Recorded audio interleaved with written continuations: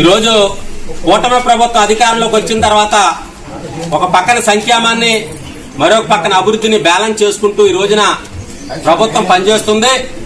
ఇది మంచి ప్రభుత్వం, ప్రజల మన్నను పొందుతున్నటువంటి ప్రభుత్వం.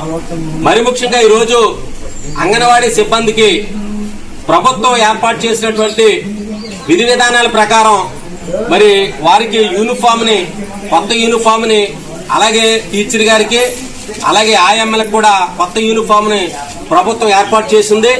అలాగే పిల్లలకి పౌష్టికాహారం అందించాలనేటువంటి సంకల్పంతో అంగన్వాడీ కేంద్రాలు ఏ రీతిగా ఏర్పడ్డాయో వారికి మేలైనటువంటి ఆహారం అందించడానికి ఒక ప్రత్యేకమైనటువంటి విధానంతో ప్రభుత్వం లక్ష్యంగా భావిస్తే వారికి మరి వండి పెట్టడానికి మరి గ్యాస్ స్టవ్ ని అలాగే కుక్కర్స్ ను కూడా ప్రభుత్వం ఏర్పాటు చేసింది.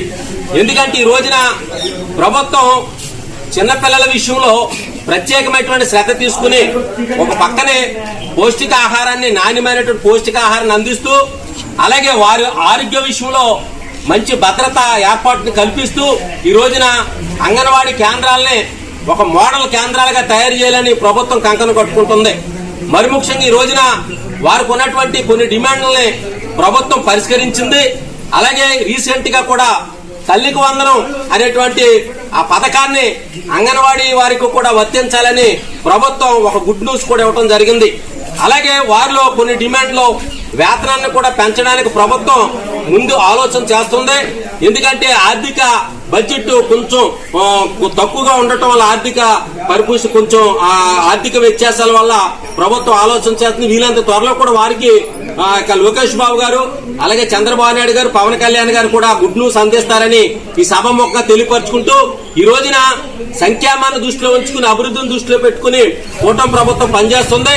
అలాగే మోడీ గారు కూడా కేంద్రంలో మరి ఆయన యొక్క సుస్థిరమైనటువంటి పాలనతో పిల్లలందరికీ కూడా మంచి పౌష్టికాహారాన్ని అందించాలని కేంద్రం కూడా కంకణం కట్టుకోవటం చాలా హర్షింపదగ్గ విషయం.